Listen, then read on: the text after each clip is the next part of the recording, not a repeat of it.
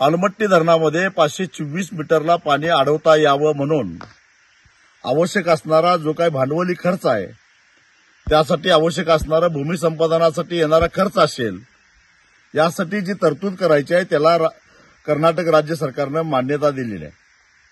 म्हणजे आता हळूहळू निधीची सुद्धा उपलब्धता होईल. याचा सगळ्यात मोठा धोका कुणाला असेल तर तो महाराष्ट्राला आहे आणि सीमा भागातल्या कर्नाटकातल्या खेड्यापाड्यांना सुद्धा आहे. इथं मुद्दा फक्त महापुरामुळे शेतकऱ्यांचं नुकसान होण्याचा नाही आहे, कारण अलमट्टीच्या पाण्याची उंची जर का 524 मीटर ठेवली तर कृष्णा आणि तिच्या उपनद्यांवर जुलै आणि ऑगस्टमध्ये डोंगरातून येणारं जे वेगात पाणी येतं त्या पाण्याच्या वाहतुकीमध्ये अडथळा निर्माण होतो. पाणी मंद गतीनं पुढे सरकतं. या उलट डोंगरातून येणारं पाणी वेगात येत राहतं आणि त्यामुळं 30 दिवस, सव्वा महिना पाणी रेंगाळतं. कोल्हापूर जिल्ह्यामध्ये, सांगली जिल्ह्यामध्ये पलूस तालुका असेल, वाळवा तालुका असेल, मिरज तालुका असेल, शिरोळ तालुका असेल, हातकणंगले तालुका असेल, करवीर तालुका असेल, या साऱ्या तालुक्यांना त्याचा फटका बसतो. केवळ शेतकऱ्यांना नव्हे तर नदी काठाला असणाऱ्या खेड्यापाड्यांना सुद्धा बसतो.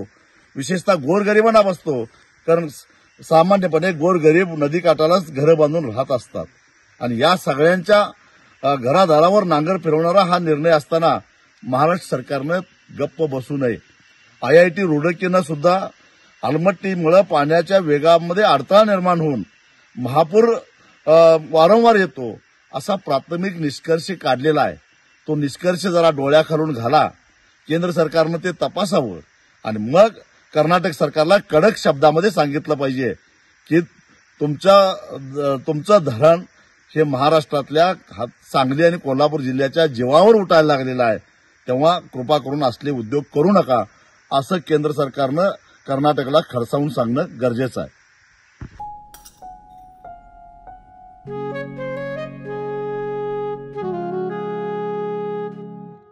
बाबा, आज येताना बासुंदी घेऊन या ना.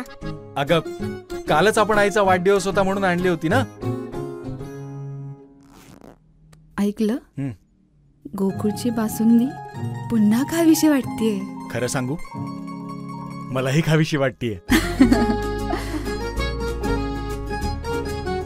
पुन्हा पुन्हा खावीशी वाटणारी गोकुळ बासुंदी.